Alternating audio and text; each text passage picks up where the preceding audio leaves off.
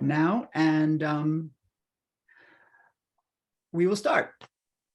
So hello, everybody, and welcome to the September 2022 meetup of the Radical Exchange Swiss chapter. And we're glad to be back after a bit of a long summer hiatus, I have to admit, but we're happy to be able, Sebastian and I, to start up the what we're calling the fall season of our meetups. And as usual, we'll try to do one once a month, and we'll try to do them in the last week of the month. And I think I'm very excited to get this season going, because I think we have an excellent guest, and I think a lot of people are very curious to hear what she has to say. But quickly, by way of introduction to the topic, as you know, radical exchange, the radical exchange ideas have a lot to do with self-governance, and that's why there's a lot of overlap between radical exchange and DAOs. But of course, self-governance in open source communities and in the crypto world doesn't necessarily have to be formally through a DAO. And this is one of the topics that our guest studies. And I think without any further ado, I'll let Vivianna introduce herself, and we'll have the presentation. And after that, we'll open it up to a Q&A. So Vivianna, over to you. Thank you, Tom, for the nice introduction. Hi, everyone. I'm really happy to be here, to be in this very cool community. So the topic I'm presenting today is about how to decentralized systems scale up without blowing up. And later I will explain what we mean by blowing up. So this is a story about the Bitcoin community, how it manages its most critical conflict, which is the block size war back in the 2015 to 2017. Before I dive into this study, let me quickly introduce myself.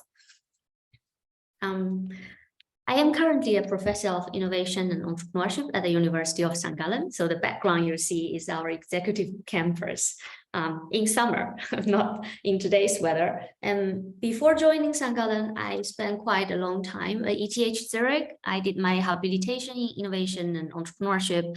And before that, I was in the US. I did my PhD in entrepreneurship from the George Washington University. And I'm originally from China. So I have been having a problem with authority and very enthusiastic about decentralized systems. So my goal, both in my personal life and in my academic career, has always been looking for alternative solutions to centralized authorities. So here I want to show you a little bit of an overview of my research. So when we think about the companies, the corporations that we know, those are representatives of a managerial hierarchy. You see, you have the boss on top, and then every one of us is a certain layer below the boss. That's the typical managerial hierarchy. But as in our modern society, we see more and more forms of organizing that I call the hierarchy light. So starting from this enabling bureaucracy that employees also get to participate in decision-making, and to the self-managing teams where you don't have a designated team leader, everybody in the team is part of the decision-making process. So the team kind of self-manage its own working process and makes decisions. But outside the team, you still have the corporate hierarchy that there are leaders the teams need to report to. So these are intermediate steps that within the traditional companies that you have this less hierarchical structure. Then moving outside the company, we start to see open communities like Radical Exchange and a lot of the open source communities. They don't have borders. And then within those communities, it is a self-governance structure. And then finally, we have the decentralized collectives, the decentralized organizations like DAOs. So we see a progression from the managerial hierarchy to the decentralized autonomous organizations. And my research kind of touches upon this, the right-hand side, the hierarchy light types of organizing. And I ask questions such as, Okay, what's the right structure that can address the asymmetry in goals and expertise when you get people to collaborate together in a structure and organizing form that doesn't involve a formal boss? Or questions such as why do people contribute to the production of a public good? So what is the incentive for them to do that? And how do you provide incentives? How do you coordinate tasks? And finally, when these mechanisms don't work perfectly, you will need to deal with the conflict within the community. And when you don't have a boss, who is going to arbitrate? Who is going to moderate this process? This is a very big challenge for any organization community that is self-organizing. So today, this particular project I would like to share with you really deals with this peer-to-peer conflict management mechanisms within the Bitcoin community. Okay, I want to put this in the context of a social movement. And we know social movements, it's a pivotal force for driving positive social change. And we all remember the civil rights movement led by Martin Luther King, which transformed the American society. And then next, we have the Radical Exchange and Jennifer Lynn Moore as really a remarkable leader. She's an artist, she's an activist. When you look at these two movements, right, what you have in common is a very charismatic leader. But there are other movements, you know, because their purpose is actually to fight against centralization, fight against particular incumbent structure or hierarchy. They might choose to be completely decentralized.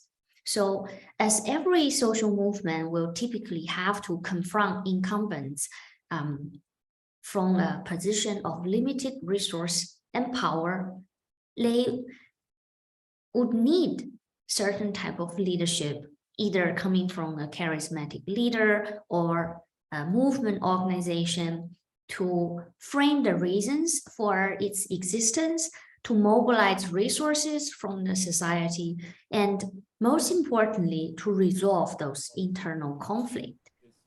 So as I mentioned earlier, there is an increasing number of social movements that chose to organize in a decentralized way. And in these movements, there is no identifiable leader. The third thing is that we will have to take everybody down from the webpage. Wait, is that the question or is a conversation outside? No, Rich forgot to mute. I muted him. It's okay. Okay, yeah. Anybody has a question, you can feel free to interrupt me anytime. So I'm happy to take questions as we go. So is that clear for now, what I have presented? Yep, all good. Good. So here the puzzle is, in this decentralized movement, right, there is no identifiable leader. How do those very important functions that are traditionally fulfilled by a charismatic leader like Martin Luther King or Jennifer Lynn Moore get to be fulfilled? So this is what got me into this project. So the particular phenomenon I look at is the DeFi as a libertarian movement. So for the DeFi movement, the societal problem that is identified by the activists is that the incumbent financial system really relies on centralized intermediaries like nation states or banks, and both of which infringe on individual freedom and privacy. And for that, the movement's advocated solution is a decentralized financial system, which consists of a public distributed ledger, which is blockchain, and the digital currency. And with that, the mission is really to replace the legacy financial system with a decentralized system that promotes individual sovereignty and freedom. And that's a relevant mission for all of us here. And all of us here are passionate about achieving individual sovereignty and freedom. Then, so this one, the DeFi movement, there is no identifiable leader. Without centralized leadership, actually in the academia, scholars have previously thought this type of movement would never be able to scale up. They will either stay very small, like bonsai, like the neighborhood tree hugging movements. They stay very small, or they will fall into anarchy and collapse, like Occupy London, Occupy Wall Street. Because it's so decentralized, there's no clear leader, they kind of cannot manage the chaos from within. So this is what we used to know about social movements that are decentralized. They will either stay very small or they will collapse. However, so Bitcoin is an anomaly. We do with Bitcoin, we did observe this huge decentralized movement. And we know this community has millions of users, more than 1 million of miners, and a big community of developers. We also know there is a huge business ecosystem around it. Numerous entrepreneurs have built their business on this ecosystem. So it's a very, very big scale movement. How did it manage to do that? It's something that's a puzzle, at least for us academics. Maybe you guys have very good answers to that, and I will be very keen to hear your explanation of how this movement managed to scale up. So here, what I'm presenting to you is motivated by this puzzle. I did a very long and in-depth field study of this community. Then I'm going to share the findings with you. My driving question is that how do decentralized social movements manage this internal conflict? All right.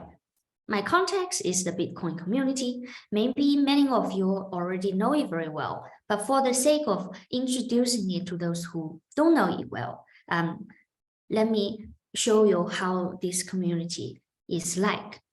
Some of you might have experience with other open source communities. So Bitcoin also originated from an open source community. However, this community is consisted of not only developers, but also users who transact with other users, and miners who actually validate the bundle of transactions. So now we see 3 different groups that come with different priorities and goals and use Bitcoin in different ways. Then to make matter more complicated, as the community grows, as the network is reaching more users, there is another layer that is the business. Entrepreneurs like the best that created their startups on top of this ecosystem. So there are entrepreneurs that produce wallet or entrepreneurs that facilitate the crypto exchange.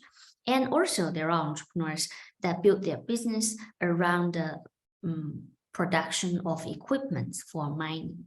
So you see now there are 4 groups coming in together in this community. And then because of that, I also want to show you this first.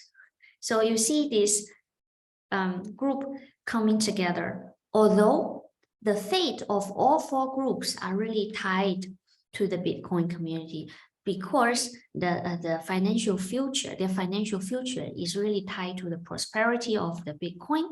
They have different priorities placed on decentralization and scalability as these 2 core values of the community. So here, coming back, so in 2015, the scaling war, which is a dispute among these different groups that we talk about, they don't agree with each other regarding whether or not to increase the block size limit, and if they should increase, by how much. So the block is this the basic unit of transaction information generated every 10 minutes. This is a really important feature, although on the surface, it's like a technical feature, but deep down, it is linked to the governance principle, the core value of the community, which is decentralization. Because if the block size increased a lot, it will require more computational power, more resources in mining equipment. That will drive, that will gradually destroy the decentralization, and power will be concentrated in the users or miners, the larger mining groups, for example, those who can afford more resource investment or better computational power. So the increasing of the block size, although it can help improve the transaction speed, so improve the user experience, that's only one hand. On the other hand, it threatens to destroy the very reason that this community exists, which is the decentralization of power in the financial system. That's why it is such a contentious topic. And that's the cause of the scaling war back between 2015 and 2017.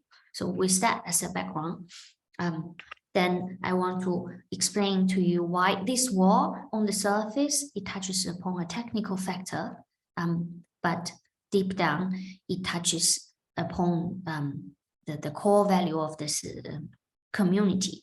And because of that, the 4 different groups that I introduced earlier, they place different priorities in this dilemma. So decentralization versus scalability. And the community fragmented into 2 camps, one that supports the increase of the block size, and the other one against. And here there is one developer that commented on that. I thought it was so well put. It really captured the tension back then. And Sergio, he said there are 2 groups of people and who have very different visions for Bitcoin. And one group values things like decentralization, censorship resistance. This group thinks Bitcoin will transform our world in the coming 20, 30 years. Then there is no rush of making any change. They should really stick to the value. The other group values things like user experience, expanding user base, and to serve the unbanked today. So for this group, scalability is a very urgent topic. They want to do anything to really to increase the network capacity, to increase the transaction speed so that the Bitcoin network can grow. So you can see that these 2 values, 2 visions, they are all very, very good visions, but the problem is they are not compatible with each other. So that created the fragmentation within this community. And this conflict, if it doesn't get resolved, it will really create a stalemate within the community, and then it's very hard to reach any consensus as how to scale up. And given this war, so given this very critical issue within the community, I conducted the research using a method that's called ethnography, that is like an ethnographic method in the online space.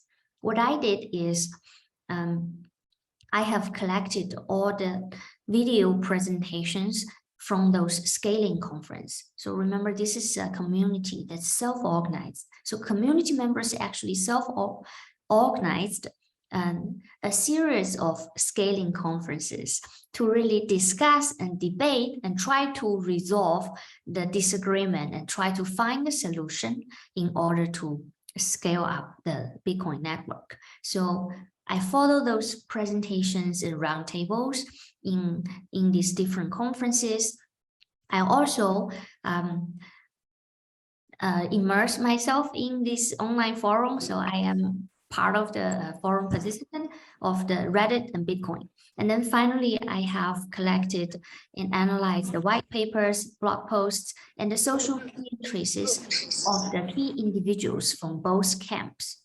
And finally, I also participated in the Bitcoin meetups, sort of like the meetup we have here, both in person and online, and just try to see whether I experienced from the forums and the conferences really are representative of the community sentiment. So I did meet with the Bitcoiners and hear what they have to say about these issues. All right, so this is the data collection process. And how I identified important events is by mapping out the community sentiment by using text analysis. I think if you are familiar with, if you're coming from a computer science background, you will understand this sentiment analysis is given a piece of text. Using the algorithm, you can measure the sentiment, positive, negative fluctuation.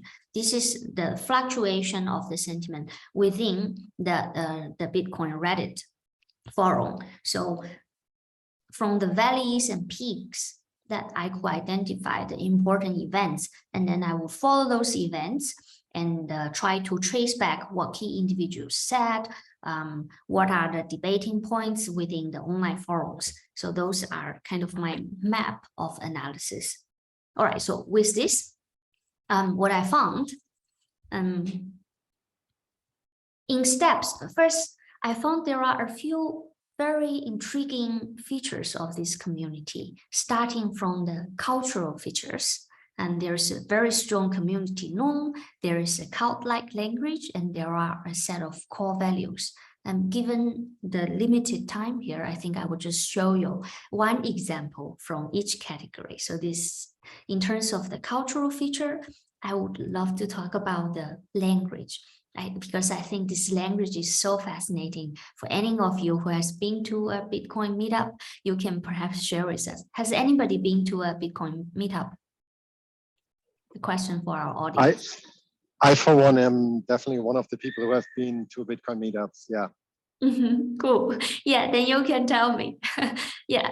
So actually, Sebastian, the first time I went, I didn't know what people are talking about because there are so many the abbreviations, and they use different words, and or the same English words would have different meanings. What I found is there are two categories of language. First, existing English words, but imbued with different meanings. If you are not from a cryptocurrency community, or you're not a cryptographer, outside this community, hash means something very different. But here in the community, hash means particular thing, right? It's an algorithm that generates these random numbers.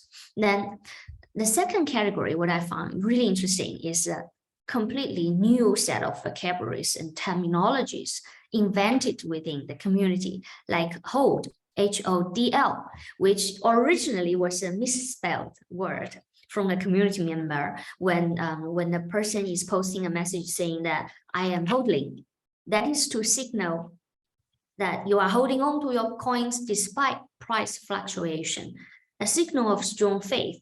I think earlier, somebody in our audience also said, you are here because you have a lot of coins. And I guess you are also one of the person who's hodling, right? So this is a behavior that is, hodling is a behavior that's highly valued inside the movement because it signals strong faith, that you are not so influenced by price fluctuation, you are not there as a speculator. And so that is a specific language that has become a mantra for Bitcoiners every time the Bitcoin price drops. So posts with elements of hold and then tend to receive support. That is like just one example of the new vocabulary. There are a lot more, like farewell, other things. So that language is quite particular to the community. And then next, we can move on to the technological infrastructures of the community. Everybody here knows about the blockchain. It is kind of the technological underpinning of this community. There are also algorithmic protocols, the different thresholds certain things need to meet to move certain action point forward. And then there is the modular architecture. This is kind of a common technological feature for many of the open source projects, that you have modular tasks, you have a version control. That's the basic infrastructure to enable a lot of people to work on this the development at the same time. So here, I think people are very familiar with. I'm not going to spend too much time about this blockchain technology, right? I assume everybody knows about the technology, right? If not, I think, yeah, Sebastian can jump in and explain what this is. There's one point, though, I would like to emphasize is this technology ensures that everybody has access to a single truth that is neither corruptible or can be erased from this history or memory. That is very important for a number of things that later I will show you. So the technology is not only a technology in terms of how do you design things. It has a very important impact on how people think and behave, because this single version of truth, it is how information is distributed to everyone. So it's accessible to everyone. It's different from how information was managed in other forms of organizations, that some information is stored in a centralized location. All right. So with this, the cultural codes, what I call cultural codes and technological codes. If we think about human behavior as being coded by DNA, then our social behavior is actually coded jointly, I think, by cultural codes and technological codes. And within the Bitcoin community, people behave in certain way that's strongly influenced by the cultural and technological codes that I have mentioned to you. So how do they help when conflict erupts? These are very essential. The two mechanisms enabled by these codes I identified are, the first one, they help harmonize people and characteristics. So in simple words is these codes make us similar. We share similar values. We have a collective identity. And then we also consider in and out group with a very strong sentiment. So there is a very strong difference between us and them. So the us inside the community, part of the movement, and then outside the community, and the legacy system. So this is how people become similar and compatible. And the second set of mechanism is to modulate how people interact with each other. If we think about individuals, we exist inside a network, then how we interact is very important for preventing and managing conflict. So there are ways to reduce the friction of within each interaction. So if you think about those arrows, there is a likelihood, high or low, for conflict to erupt. And so if you can manage the interaction by different ways, it can be cultural, it can be technological. If you can reduce friction, if you can automate certain interaction, and then finally, you need a system that allows the disgruntled to exit, because conflict resolution has limits. you cannot convert 100% of your community members. What is important is you have exit doors open for those who are ultimately reluctant to change their mind, to leave. So this is a very important thing. All right, let me also just show you an example from each of these categories. So first, how do we cultivate value alignment?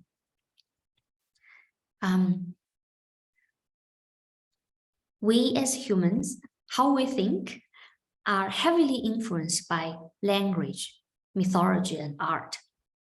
These things, language shapes how we think, and then mythology and art and influence how we interpret and remember an event.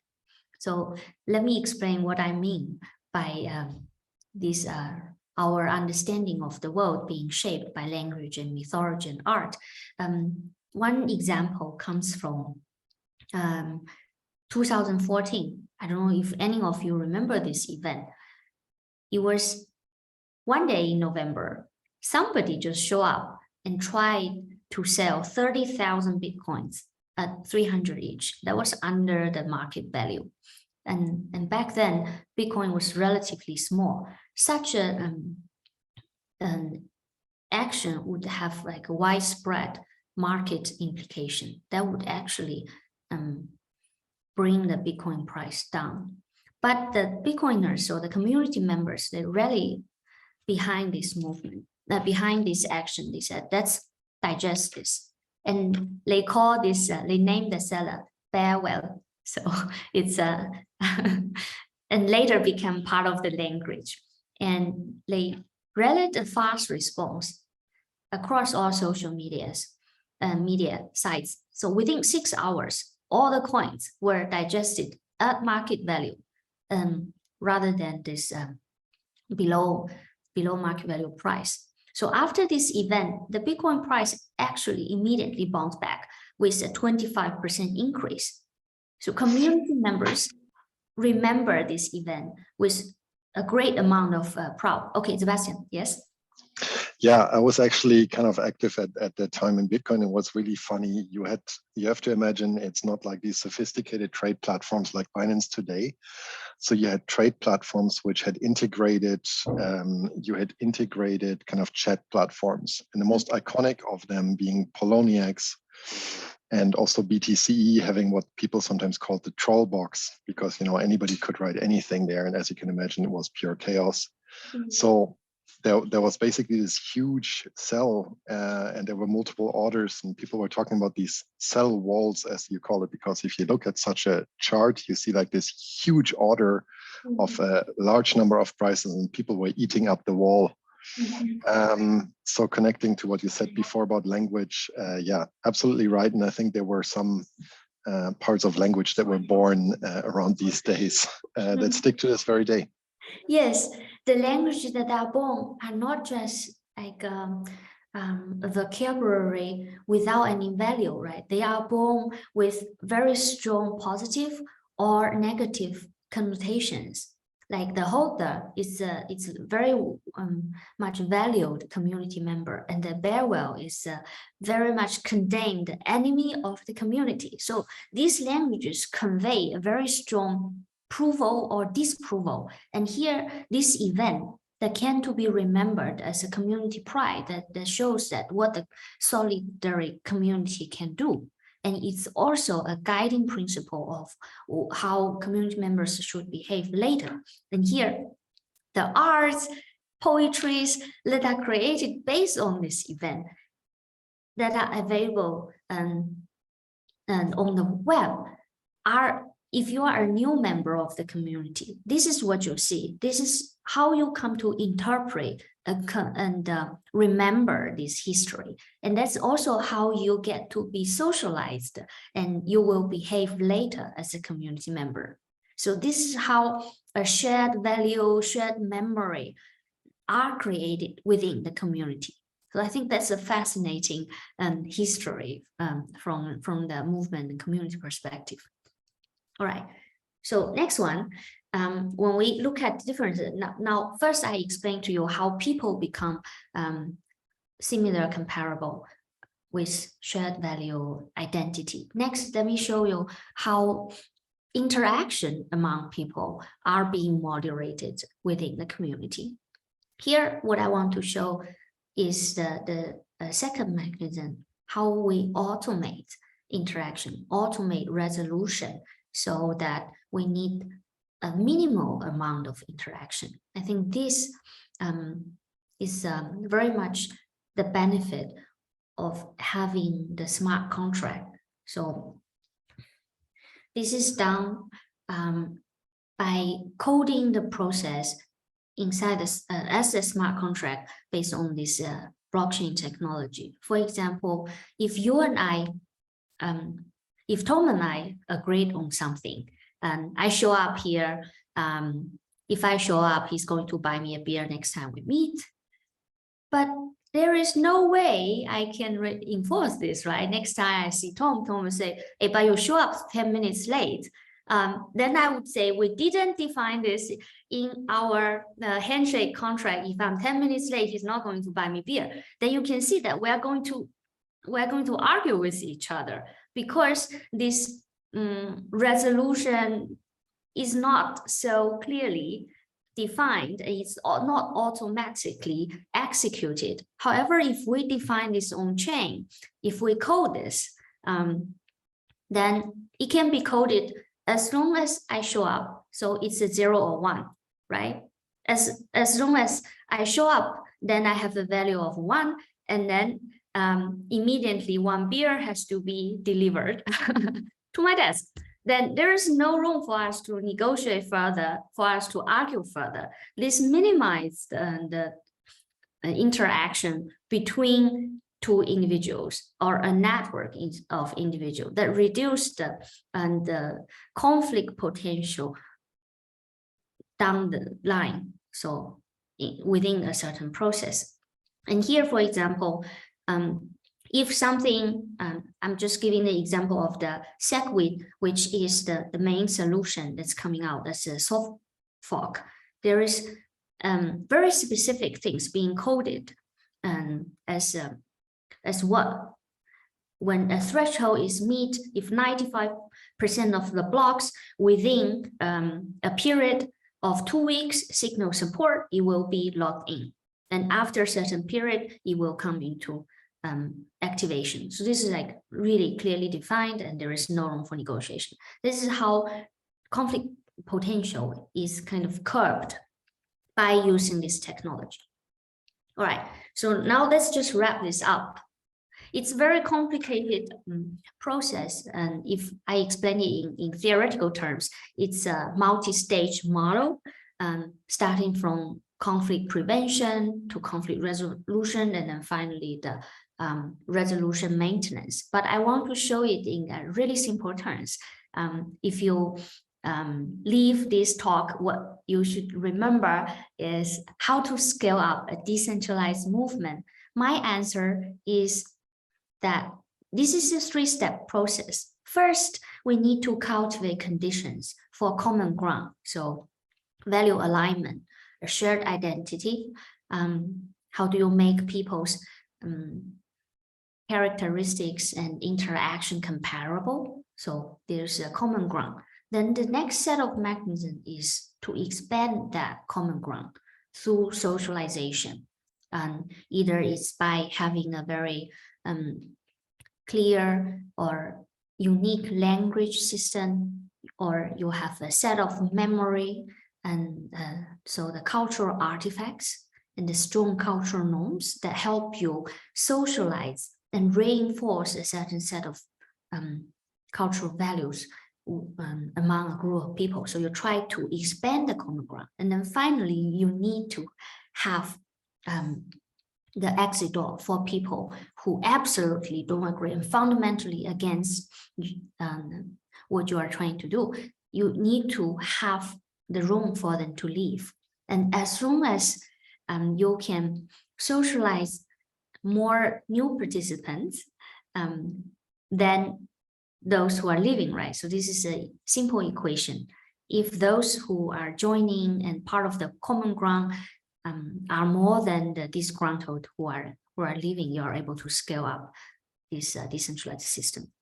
And finally, what I want to show you is if Bitcoin did not manage to resolve this conflict, what would happen? So here we have the orange chain, that is the main chain that had maintained the consensus, and then the green chain is the Bitcoin that actually split from the main community as a hard fork. So you see that they did not manage to maintain consensus within this smaller community, so they kept forking.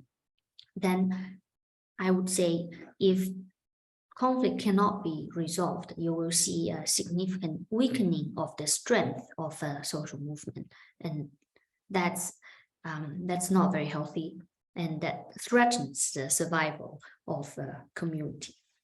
All right, so that's all I have to show, and thank you for your attention, and I'm happy to answer whatever questions. Thanks so much, Vivianna. That was fascinating, and I've got I came up with a whole list of things here to talk about. I'm sure other people do as well. I'm just going to start off with a lot of the stuff you talked about made me think of the intersection between like what's going on in Bitcoin and crypto and other large scale communities. And I think you also study other ones, right? So one thing on my mind is, it's a two-part question, but really quick. So why did you choose to focus on conflict instead of maybe focusing on incentives? Just curious. And maybe more interesting is are there patterns of conflicts in large groups? Like, can you like look at different kinds of conflicts and say, hey, it's always like maximalists and it's always like moderates and it's always, or is each kind of group different? Yeah, thanks a lot. This is a great question. So when we talk about conflicts, generally speaking, there are two types. One is operational, like very technical things. And for example, how often should we update, for example? These are operational things. They are actually very well managed by the blockchain, by algorithmic, by the algorithms. Mm-hmm. But the set that's really bothering large community are those governance-related conflicts. So that decisions that need to be made by us humans, those are very difficult. Governance, design-related conflicts. And within the design-related conflicts, scaling or growth will bring or will heighten them. Let me explain to you why. So when we think about these communities, right, Bitcoin, for example, is a typical design community. When it came to existence, it came with a blueprint. So how this should function, the block size, the update, how the community interact with each other. It was designed at the time to facilitate certain goal, which is Bitcoin as a digital cash. So it's a transactional means. But as the community grows, Bitcoin has way more participants than it was designed before. So 4 groups with many different goals. So they started to pursue a broader type of mission that is not originally counted in the design. So 2 sets of conflict then arise. First is about the goal. Should the goal be broader or should the goal stay true to the original goal? So it's about the goal. And second is about the blueprint that was created to facilitate the goal pursuit. Then should we revise the blueprint? Should we revise the architecture?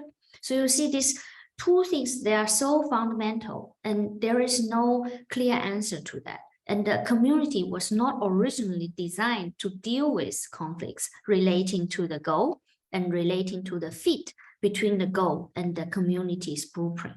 So these are the conflicts that, the potential for conflicts that are really critical and fatal.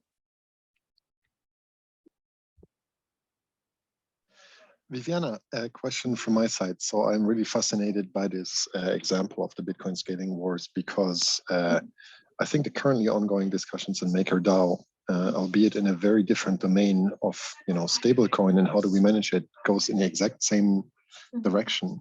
Do we optimize for efficiencies or do we optimize for resilience? It's a very different domain, but the same thing. What would you say was the primary contribution to resolving that? Like how would you, and what of that would you say is transferable to other communities? Are there some, I don't know, recipes or guidelines that you can give us for other communities, which will inevitably probably all run into this sort of issue? Yes, this is a great question and also a very, very hard one to answer. The dilemma between efficiency, also resilience versus growth is actually a very tough one. So if I can say what this what the history of this piece of history about the Bitcoin scaling war can tell us is how when you design a community or design a system, you need to design both for the short term, so for the survival and for growth. And these two may seem to be like opposing forces, but the design needs to have the structural part that makes the community resilient, but it also need to have the soft part. And I think culture is one element, or the room for the community members to contribute to the revision of a certain part of the design. But that contribution needs to be guided by an evolving culture. So that's the soft part allows for growth. I think this is more like what I call the bamboo design. So the bamboo has a lot of shallow part within. That is exactly why it can scale up so fast. If it is all concrete and all solid structure, it's very hard to be scaled up. So you need to have in mind this a structure that has solid part that makes it safe and stable, but also has the softer part that can be expanded, then that can facilitate the growth. I think this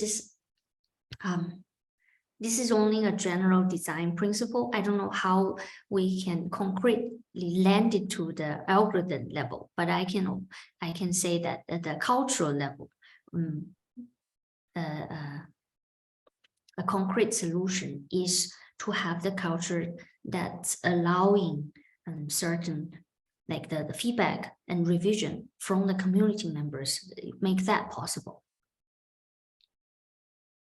So culture and openness are at the core. Right, culture and openness are the core. Great.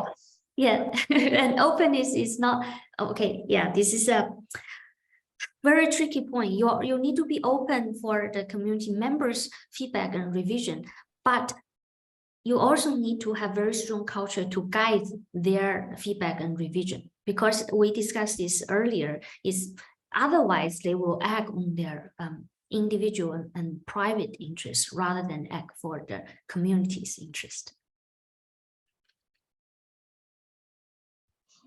Thank you, Vivianna. Thanks. Anybody else have any questions?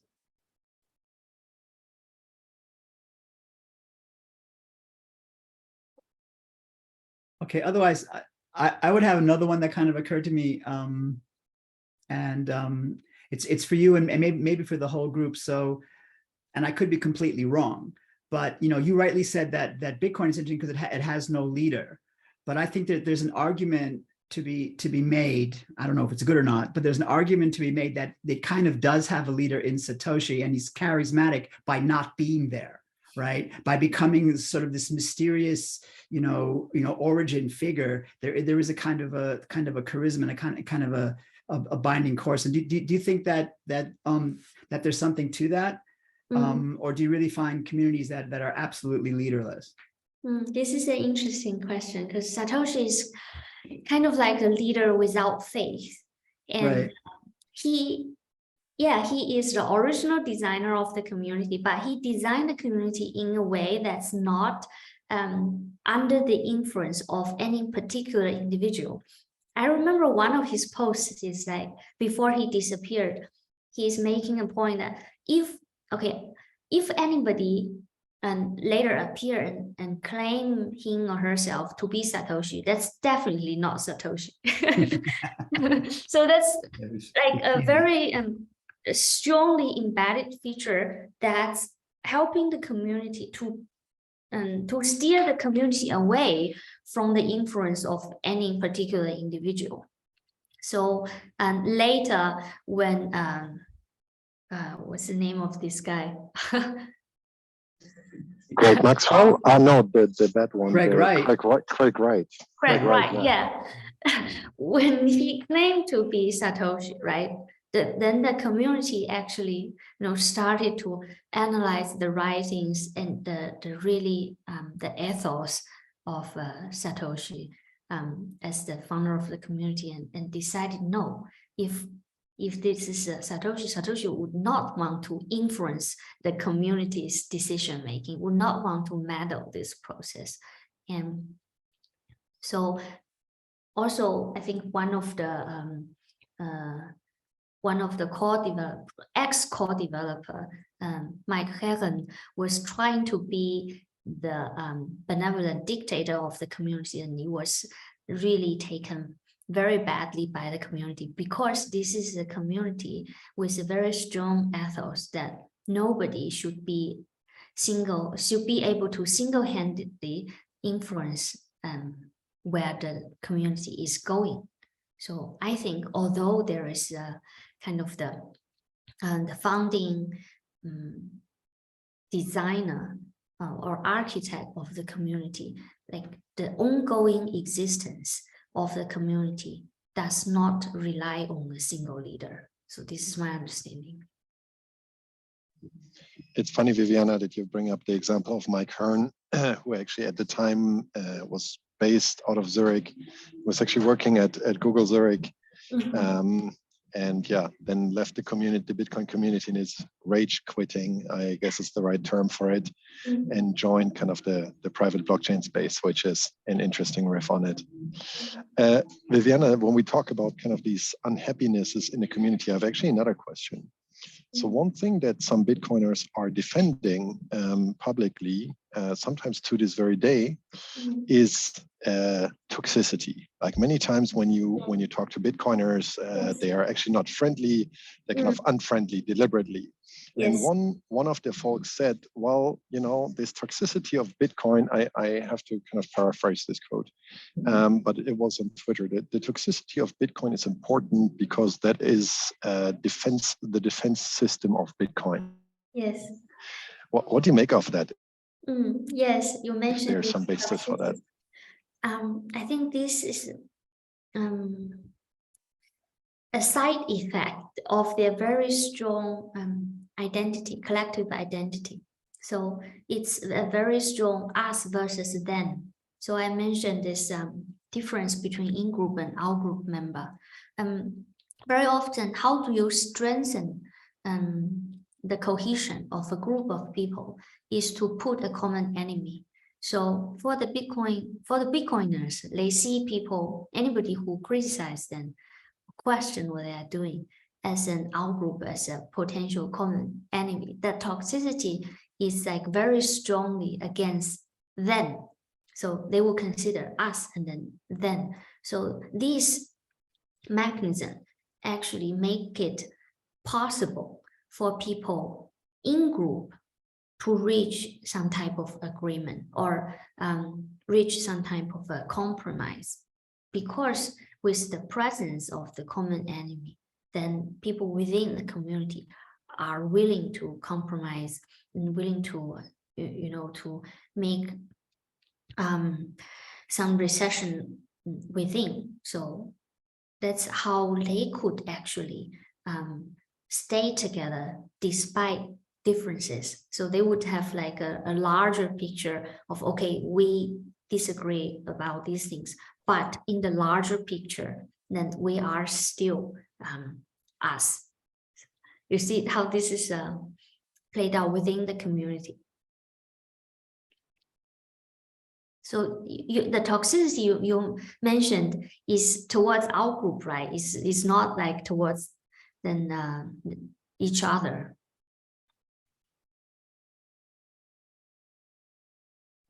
Thank you for that, Vivianna.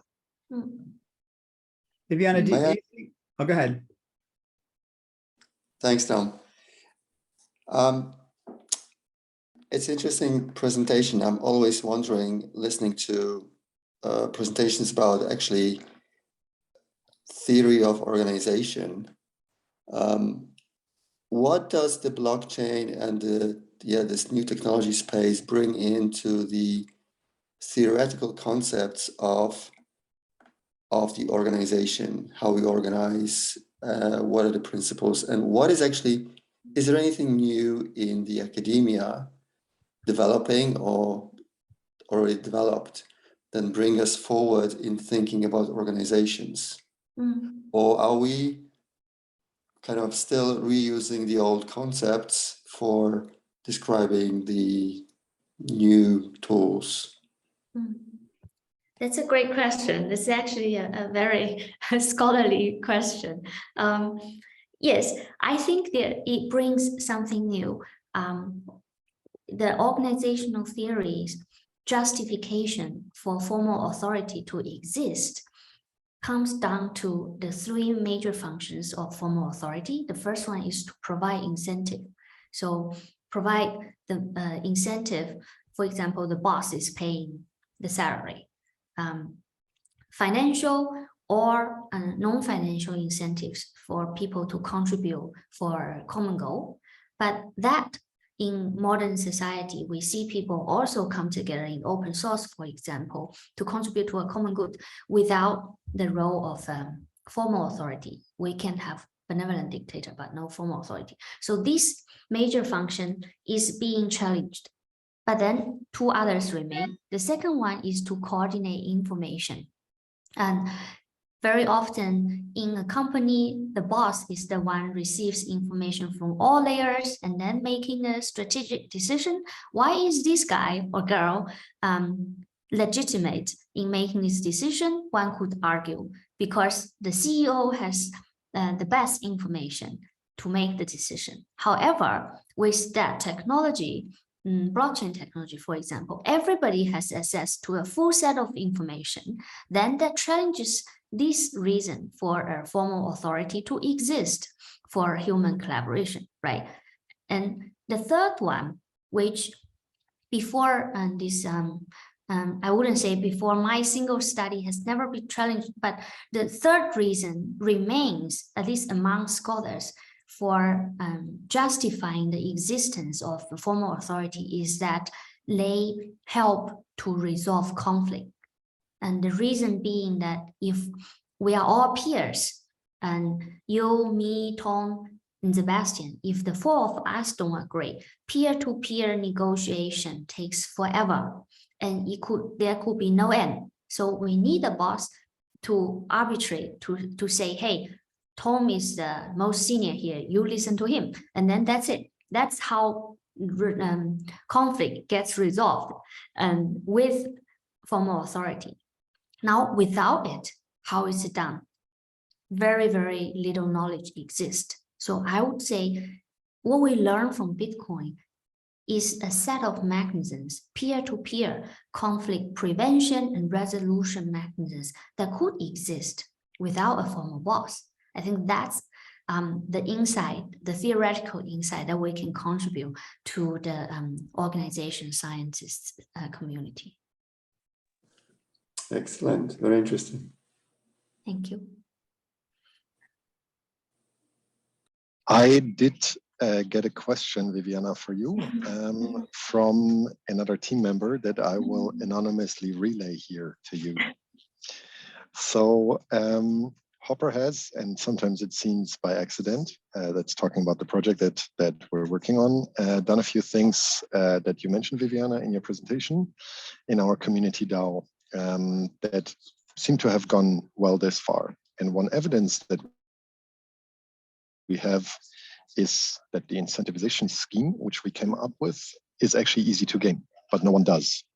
So discussion is typically close to 100% constructive. So we never actually moderated anything.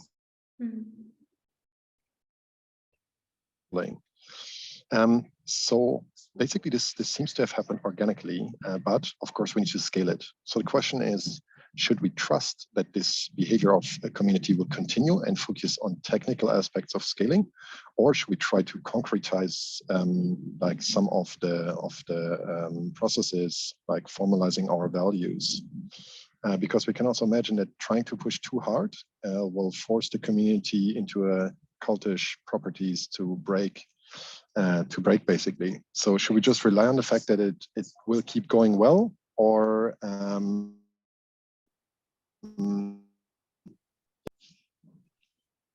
Okay, Sebastian, you are breaking up a little bit. So let me rephrase to see if I understood your question correctly. You are asking whether you should have some mechanism to strengthen the culture, but you are worrying that doing too much will create a cult-like community because things are actually going well, right? Yes, exactly. Exactly. And the question is, should we just trust this and keep it going, or should we build in some additional constraining mechanisms which might break the cult, so to say? My suggestion would be to monitor first, like monitor not like a surveillance, but before you take any action, you first have to define a few indicators that you would consider that's going not in the right direction. So you need to define a few signs. If they show up, then the community is not going the right direction. Then you can monitor these indices and see not only the extent of these indices, but also the speed or the direction, like the rate of increase in certain indices. So you need to have like it's like the weather forecast. You need to have the crisis alarming system. So not waiting until crisis happen, but monitor the sign for that. If there's the sign within your defined alarming system, then you can start doing things. But not now before you see any sign of a crisis, then perhaps that would be backfiring as you have worried, right? Because if all signs showing that things are doing well, then you should trust. If signs are showing that it's not going the right direction, then you should take action before crisis or before like the community turns in the direction that's not good. Does that make sense? That makes sense to me. Thanks, Vivianna. I will relay that answer back. Yeah, we can chat further. All right. Anybody else have anything? Any questions?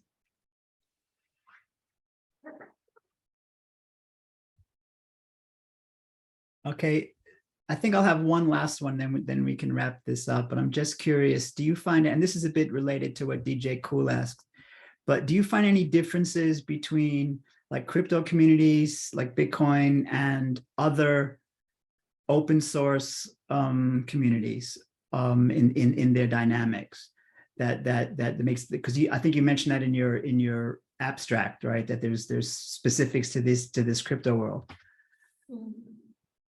Yeah, when we talk about crypto communities, we talk as if they are the same type of organizations, but actually they are not. Many crypto communities have identifiable founders or a group of people who are highly influential, right? It's either the founder or a combination of founders and VCs. So you cannot really call them a true decentralized. Technologically speaking, they could be decentralized. But if you look at the human organization, the power could still be concentrated. So one crypto community is not the same from the other.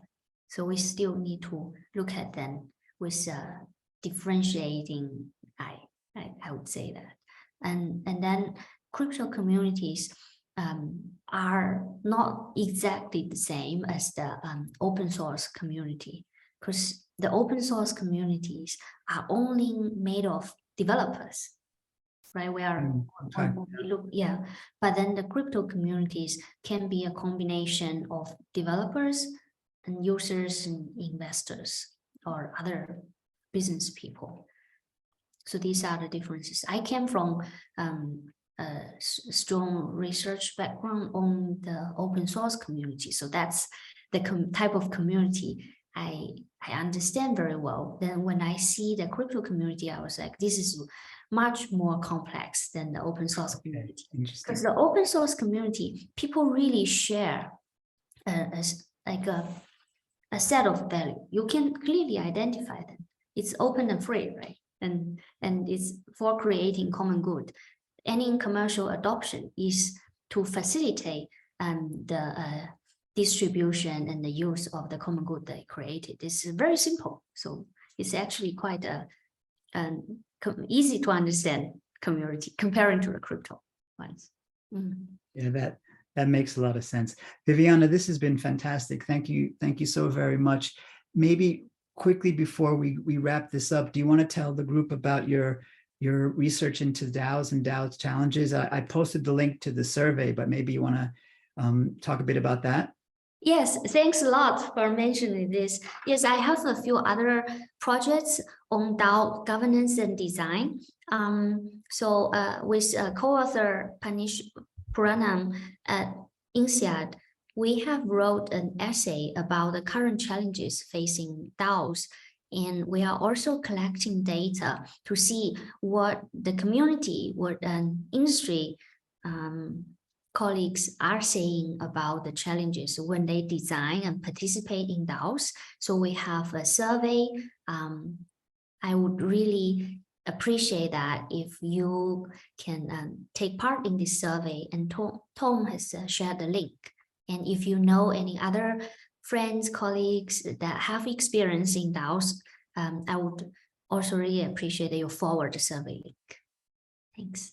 And at the end of the survey, once you have filled the survey, you can also see our white paper. We don't want to put it up front because we don't want to influence your thinking. But once you have done the survey, then you can also read our very short white paper to see what's going on. Thanks. Fantastic. Thanks so much. Okay, I guess if nobody else has any questions, I think we'll wrap this up. Vivianna, thanks for your time and for a fascinating discussion. Like I said at the top, we're going to go back to our monthly rhythm. And I think two things for the next one. First of all, if it's an evening one, we'll start at 6 o'clock. I think that's better than 5 for most people, to be honest. And I haven't told Sebastian this yet, but I think we're really going to push for an in-person meeting. Let's do it. Let's do it. At least some sort of a hybrid. I think a lot of people are in town and would like that. So without much further ado, I'll say goodbye to everyone. As Thank usual. you. It's nice meeting you. I'm just going to say I'll try to post this within the next couple of days on the YouTube channel. And Vivianna, last word for you. Bye. Okay. Bye, everyone. Bye-bye. Bye, Sebastian. Bye, Vivianna. Thank you again. Bye.